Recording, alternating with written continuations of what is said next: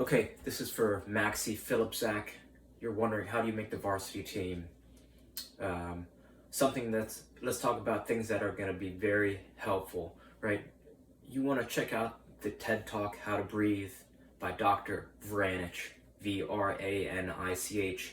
She's going to show you how to breathe properly, and I'm 95% certain that if you haven't been taught formally how to breathe, that this is going to be very helpful and help you recover faster. This is going to help boost your endurance, and this is going to actually help keep you calm in the field and off the field, especially in high pressure situations and high stress situations. So that's step one. That's something that's going to grow your life completely. The second thing is your mindset, right? Your attitude. I think, you know, your mindset and attitude will, even before you step on the field, like your energy and your whole demeanor will reflect who you are. And I think that's something that no one's really going to mention to you, right? Like the way you treat yourself and the way you treat your teammates and the way you treat your community in school and your family at home. Those are kind of all interconnected. So you want to be encouraging to yourself, encouraging to your teammates, encouraging to people around you, and you want to be humble, right, and respectful of your time. When you go to the tryout, you want to be, if you really want to make a big statement, you want to show up early. You want to keep the ball up for, let's say, 1,000 touches. And if you're not doing that already, if you don't even have that capability to do that, then you want to start building that habit at home, right? Waking up, getting some sunlight in your eyes, getting hydrated, and warming up properly and getting some touches, right? If you can't get 1,000, if you can't keep the ball up for 10 minutes straight, 5 minutes straight, 1 minute straight, those are some good milestones to encourage you to develop your game further. And it doesn't have to be confined, it doesn't have to be surgical, like, okay, I wake up and I do my soccer. It's, you kind of want to make it fun. You want to make your play perpetual. A good habit I've been encouraging players is bring a size 1 ball with you, or bring a tennis ball with you everywhere you go. So whenever you have a break, you just start sneaking in touches, right? In 1 minute, you can get about 60 juggles, 70 juggles, and increasing your volume, getting your mistakes out, is going to help you improve your awareness, your first touch, your balance, your timing, your rhythm. Juggling is probably the thing that you can spend the least amount of time in and have the most bang for your buck, because it's going to help improve all other aspects of your game. And there's not a lot of things that will do that. The second thing that might do that is this kick trainer. You can make one of these, right? This is $24 on Amazon, an SKLZ kick trainer, and you can also anytime you're walking, you could be kicking this ball. Anytime you're watching TV, you could be kicking this ball. I brought this ball to Paris.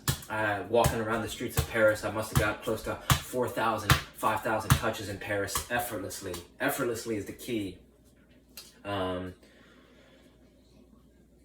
So if you don't have $24, then you might want to invest in one of these, just because you want to increase your volume of touches effortlessly, and this helps you build awareness and keeps you relaxed on and off the field, right? So these two things together, these things never leave me. Wherever I am in the world, these things are coming with me, and that's because you want to take your practice from just a playful practice into a lifestyle where you're always getting touches, you're always getting better, right? You want your training to be at a higher quality than all the players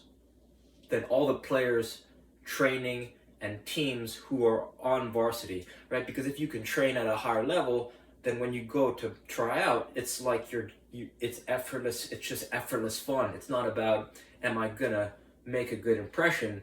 It's gonna be, you just fit in because your training level is so high. So some fundamental things. There's some fundamental things that are helpful to understand. The first is that when you're defending, if no one's ever put this into words for you, hopefully I'm not the first, but I just want to review, right? When you're defending, you want to compress, right? You want to close down passing lanes, you want to close down dribbling lanes, you want to start to compress and shift back towards your goal. When you're attacking, you want to expand, you want to open up passing lanes, open up dribbling lanes, and get wide, assuming you're a wide player, or, you know, start to make runs that can help, you know, advance the ball up the field to, you know, to score.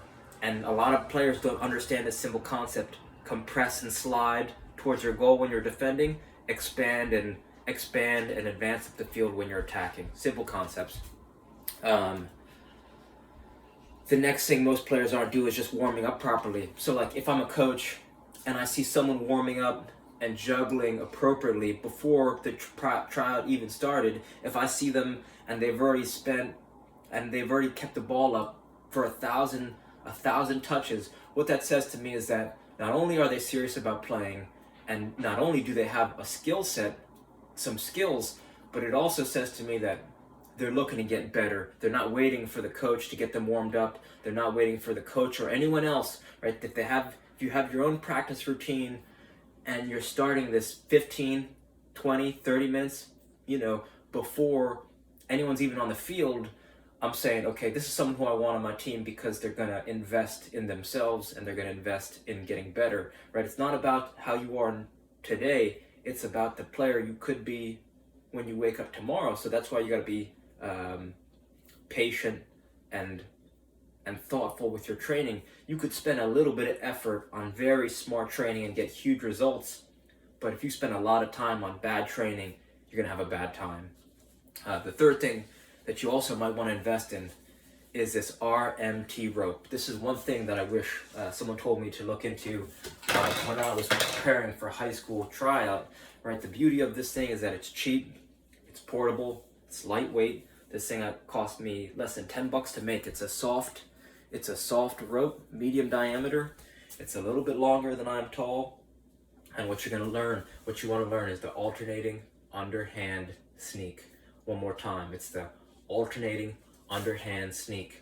The reason why it's so beneficial for soccer players is because the body's connected from fingertips to finger toes. So what that means is when you start working on your rhythm, right, your hands and your feet are intimately connected. So if you can tap into your body's natural ability to keep a rhythm, this is going to get you improve your running technique. It's going to improve your balance, your timing, your rhythm, right? There's a rhythm to the game. There's a rhythm to life. Your heartbeat, it has a rhythm. So this acts as a metronome. Each revolution, pop, pop, pop, pop, pop, pop. So when you're tapping into that rhythm, you're just going to improve your whole game. And this is low impact, so there's no recovery time. And you could just, that's what you do. You just start to swing it, and it's going to improve your passing. It's going to improve your shooting. It's going to improve your dribbling. Everything gets better. So I'll leave you with that. I've suggested a lot. You look into some of those resources.